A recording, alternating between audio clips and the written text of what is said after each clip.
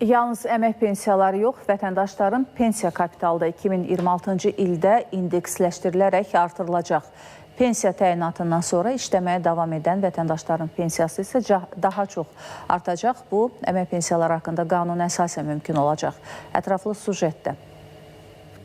2026-cı il yanvarın 1-dən etibarən Azərbaycanda bütün əmək pensiyaları 9,3% artırılıb. Bu artım 1.100.000 pensiyaçını əhatə edir və əvvəlki ildə orta aylıq əmək haqqının artımına uyğun hesablanıb. Millət vəkili Vüqar Bayramovun sözlərinə görə, təqaüdə çıxdıqdan sonra işləməyə davam edən vətəndaşların pensiyası daha çox artacaq. Qanuna görə pensiyaçı işlədiyi müddətdə topladığı pensiya kapitalının 90%-i hər 6 ildən bir 72-yə bölünərək aylıq pensiyasına əlavə edilir. 6 il müddətində həmin vətəndaşımızın pensiya kapitalı 25.200 manat olubsa, 2025-ci ilin sonunda həmin vətəndaşımızın pensiya məbləği 800 manat olsa da belə, onun pensiya məbləğinə 9,13% indeksləşdirmə, yəni 74 manat 40 qəpik indeksləşdirməyə görə əlavə, eyni zamanda 6 il müddətində topladığı kapitala əsasən 25.200 manatın 72-yə bölünərək 350 manat əlavə olunur. Artım zamanı təkcə inflyasiya göstəricisi yox, eyni zamanda işləyən pensiyaçıların topladığı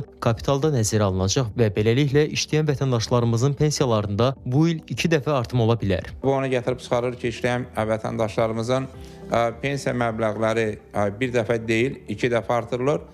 İlk artım indeksləşdirməyə görədir, bu bütün əmək pensiyalarını əhatə edir.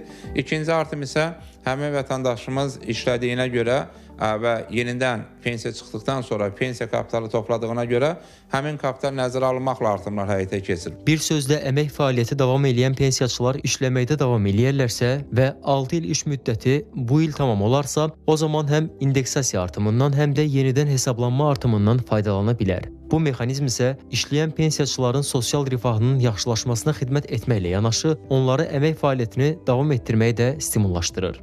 Məhəmməd Hacızadə, Samir Gülməmmədov, ATV Xəbər.